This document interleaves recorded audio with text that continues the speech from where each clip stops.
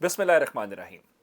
लाखों करोड़ों दुरूदो सलाम मोहम्मद मुस्तफ़ा सल्लल्लाहु अलैहि वसल्लम और आले मोहम्मद पर। मैं हूँ उमर दराज गोंदल। खेल अब फाइनल मरहले में दाखिल हो गया है। आप कहेंगे कैसे? मैं आपको बता देता हूँ।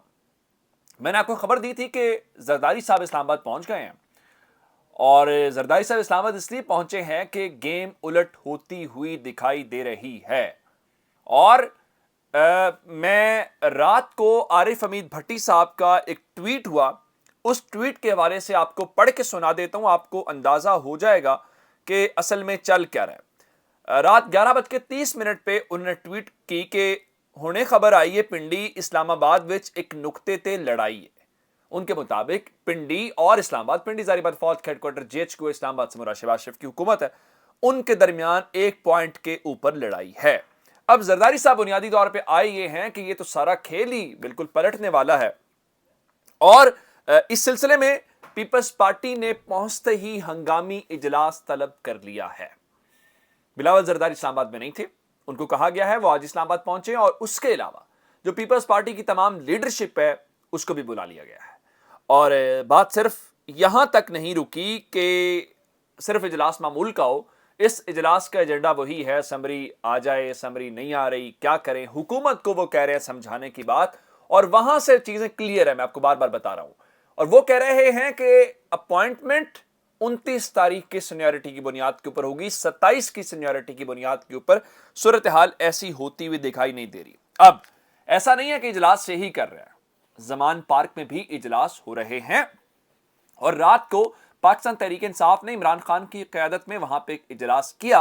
कुरैशी साहब और दीगर लीडरशिप मौजूद थी, जिसके बाद असद उमर साहब ने ट्वीट किया 11:38 के ऊपर, और उन्होंने बताया कि हफ्ते के रोज रवात में पाकिस्तान तहरीक इंसाफ का जलसा है, तो हफ्ते के दिन पाकिस्तान तहरीक इंसाफ इस सिलसिले में बाकायदा ऐलान करेंगे कि वो पिंडी और इस्लामाबाद किस दिन पहुंचेंगे। पिंडी बुनियादी तौर पे पहुंचना है, और बहुत सारे लोग तो कह रहे हैं कि जिस तरह शेख रशीद ने कहा कि 20 या 22 नवंबर को पहुंचेंगे, लेकिन बहरहाल अब ये तारीख खान साहब हफ्ते के रोज देंगे उस जलसे के अंदर, और शामूद कुरैशी साहब भी यही कह रहे हैं।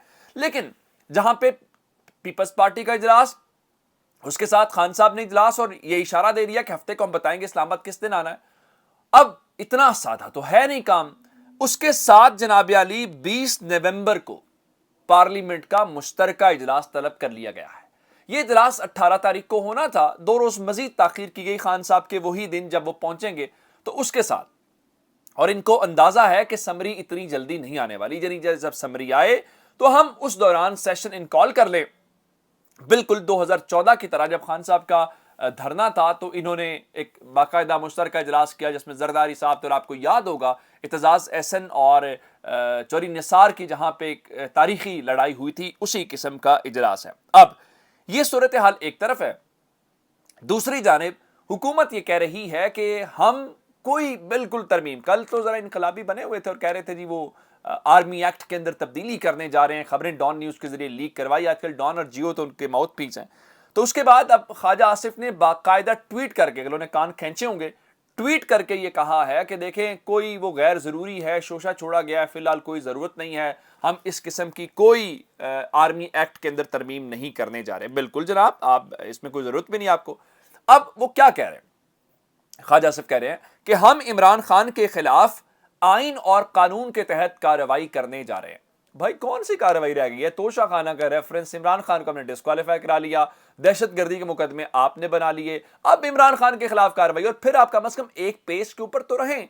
कल फजलुर रहमान ने प्रेस कॉन्फ्रेंस की और उन्होंने इल्जाम लगाया था कि इमरान खान के पीछे वो गैर मुल्की फंडिंग वाला मामला है। साथ ही उन्होंने कल फजलुर रहमान ने अपनी प्रेस कॉन्फ्रेंस में बोला कि फिलहाल इमरान खान के खिलाफ कार्रवाई की कोई किसी किस्म की जरूरत नहीं है। तो भाई आपका एक इत्तेहादी कह रहा है कार्रवाई की जरूरत नहीं है, आप हमें कह रहे हैं कार्रवाई करने जाए। कार्रवाई करें, क्या कार्रवाई और करें? गिरफ्तार करना है, करके देख ले, ये शौक भी अपना पूरा कर लें।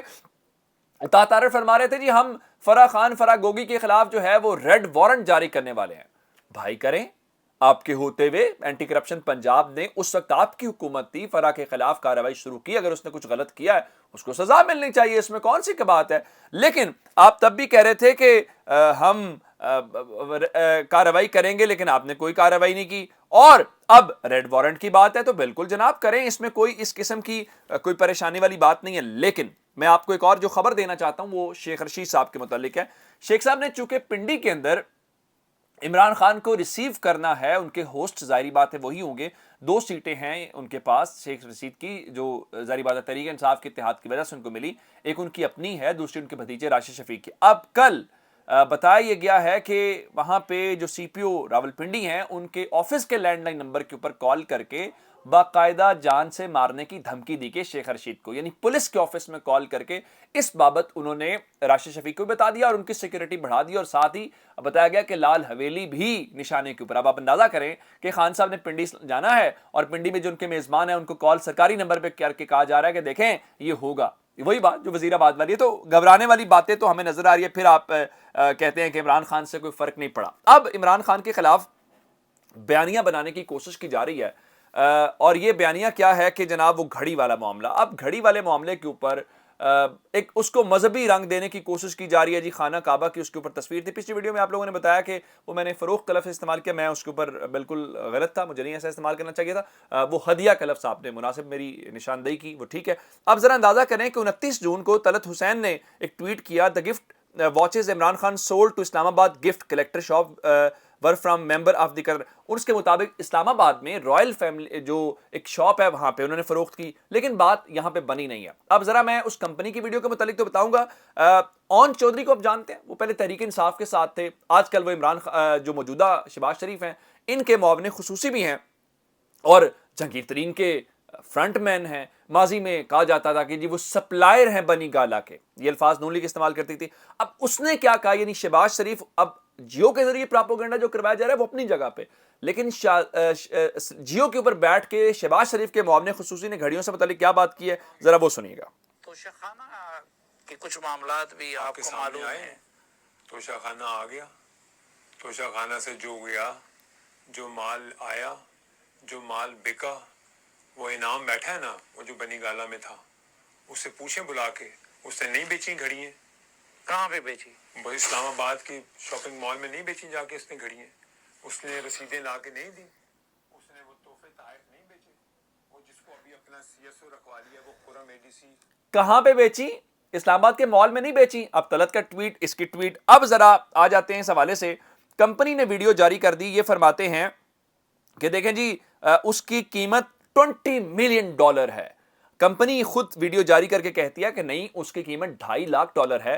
اس کو آپ کنورٹ کر لیں، اس کو آپ کو اندازہ ہو جائے گا. ذرا کمپنی والی بھی سن لیجیے. Good afternoon, Chris. It's time for Watch of the Day. And today something very strange happened. We sold a watch 3 years ago, in 2019. And all of a sudden today, the watch became super popular. I don't know what happened. And this is the watch I'm talking about, Chris. This is the Graf Mecca edition. And actually it got sold in 2019 for $250,000. And I don't know why everybody's asking for it today. But this is only one of one. It's a very special edition. It's one of one. So we cannot sell you one more. And then we cannot sell you one more. I'm very sorry. There's only one of this. One piece. And yes, we sold it. Chris, peace.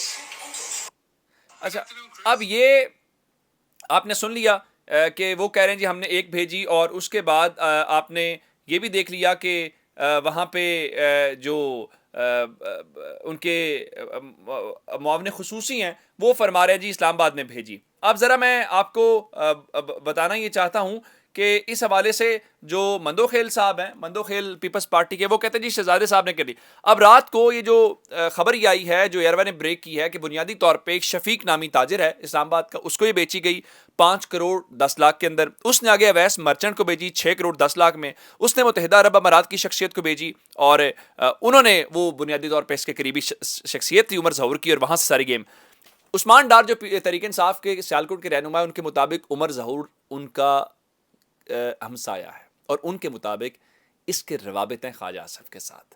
تو یہ سارے کا سارا کھیل جو کھیلنے کی کوشش کی جا رہی ہے، میرے خیال سے یہ کام نہیں چلے گا. اگر غریدہ جیسے لوگوں کہتے ہیں کہ یہ بچکانہ حرکت ہے تو پھر شہباز شریف کو ان کی بات ماننی چاہیے نا. اپنا بہت سارا خیال رکھیے گا. خدا حافظ.